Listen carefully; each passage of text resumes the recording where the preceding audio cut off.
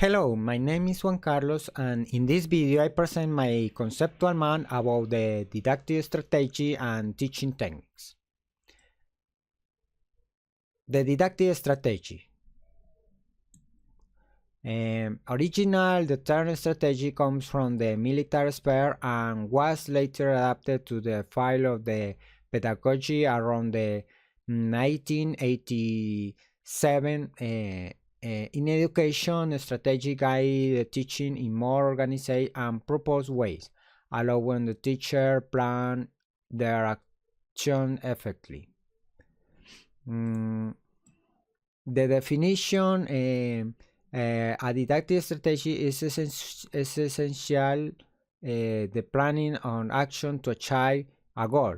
It is important to know that it is flexible and adaptable according to the educational purpose and the needs of the student.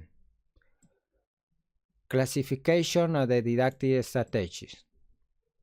There are 5 main types of the didactic strategy that the teacher can use. Either individualizing strategies. These strategies promote autonomy and help students develop their how learning process.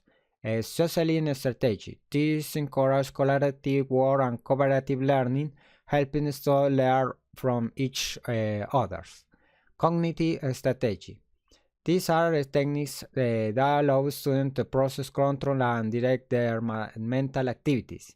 The cognitive strategies can be divided into the processing strategies and the execution strategies. Metacognitive strategies. These strategies help students to plan, monitor, and evaluate their how learning. They develop self-regulation and self-assessment skill. And the critical thinking strategy, these aim to develop the ability in the student to analyze, evaluate, and reflect objectively and independently on the information and situation they encounter. They help students for well-formed judgments and make responsibility decisions.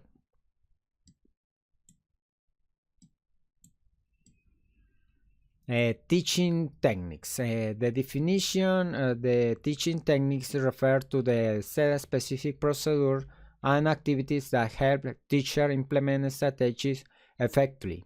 It's important to understand that one strategy can include several techniques to achieve meaningful learning for students.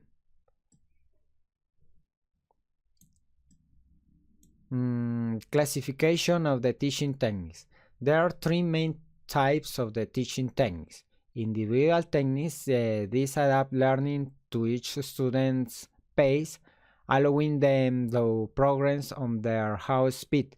The group participation techniques, these techniques encourage the participation of the all members of the group in order to carry out the activities collaboratively.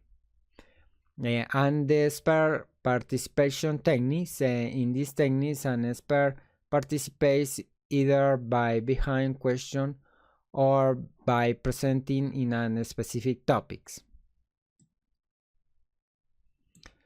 In addition to strategy and techniques, there are activities, which are specific actions that facilitate the implementation of the given techniques. Activities are backbone of the teaching process. And finally, let's talk about the education media and resource. These are the elements that mediate and make possible the implementation of the activities. Facilitation the teacher instruction on a specific topic. They can include printing materials, audiovisual resource, by visual heights, ICT resource, and others. And this is all from my task. Bye bye.